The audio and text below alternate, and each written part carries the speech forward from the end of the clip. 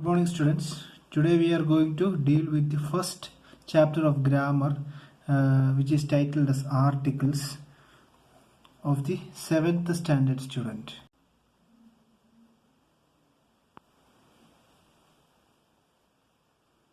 So the first chapter is articles. What are articles, or what do you mean by articles?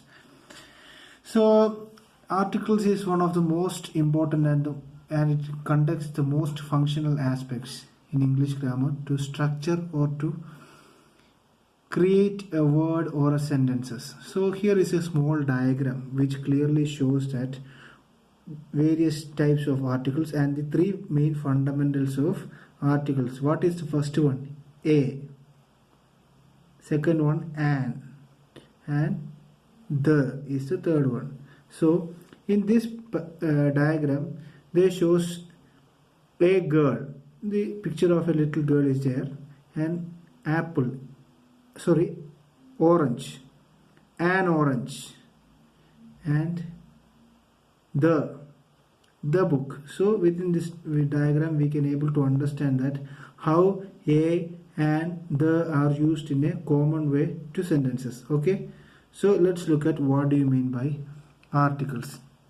In English there are mainly three adjectives which are mainly used as articles. The first one is a, the second one is an, and the third one is the are the articles. So you must not forget this. A and the are called the articles, and within these articles it is divided into two. The first one is indefinite article. What do you mean by indefinite? Definite means what? It is fixed and it has a fixed meaning by itself. Definite. So indefinite means it is not fixed. It can be, the meaning can be represented or interpreted in any way or in any extent. So it is called the indefinite article. What are the letters which are in indefinite article? A and an are in indefinite article, and definite article there is the. So let's look at what do you mean by indefinite article and what do you mean by definite article. Let's look at that. Let's look at the definition of indefinite article.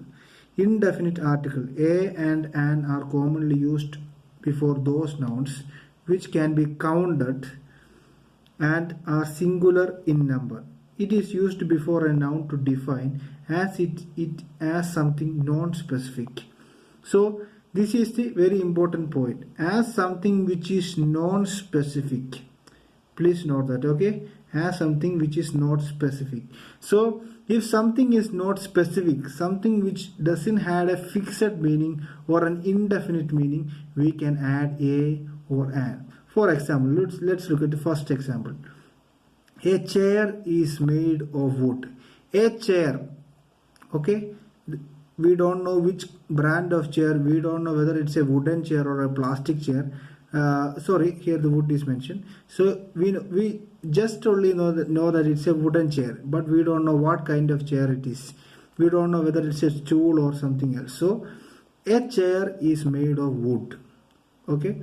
In this sentence, chair can be counted. Okay. A chair means only one chair. It is counted. Okay.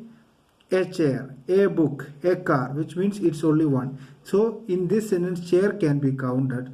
Therefore, a has been used before it. So we can count the chair or whatever be the number of it. We get to understand that there is only one chair has been used. So a is used before it. Wood cannot be counted here. So the amount or the quantity of wood cannot be counted here.